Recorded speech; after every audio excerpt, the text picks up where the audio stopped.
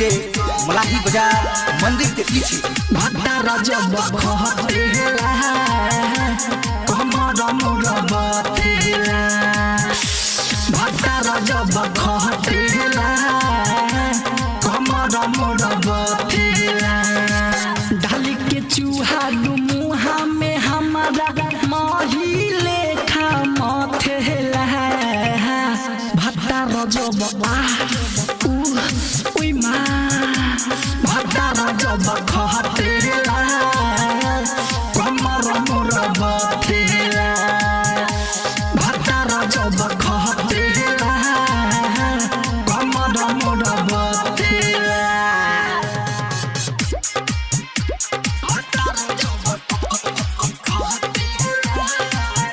Bittu DJ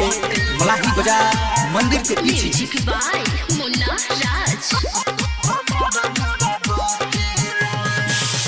एको दिनवा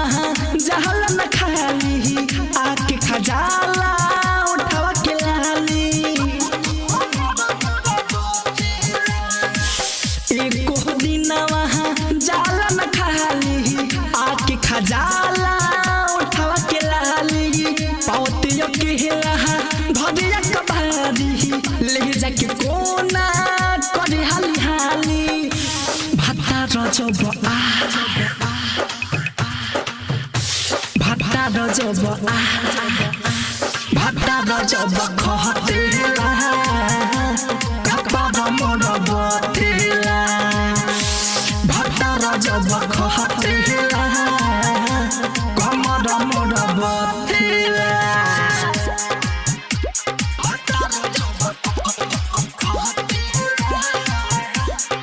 Bittu DJ मलाही बाजार मंदिर के पीछे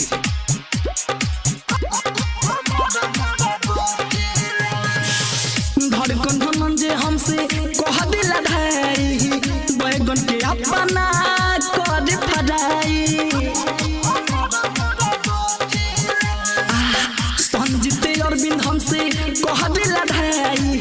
बैगन के छोटू अपना कर फराई लाज के बात तू ना कहीं से बताई हमारा के बुझे भी जाए चुसनी मिठाई भट्टा रजब भट्टा रजब भट्टा रजब खहतेला कमर सखी बतेला भट्टा रजब खहतेला कमर मुरबतेला डाली के चूहा मुहा में हमारा माही लेखा मथेला भट्टा रजब भट्टा रजब खहतेला कमर मुरबतेला भट्टा रजब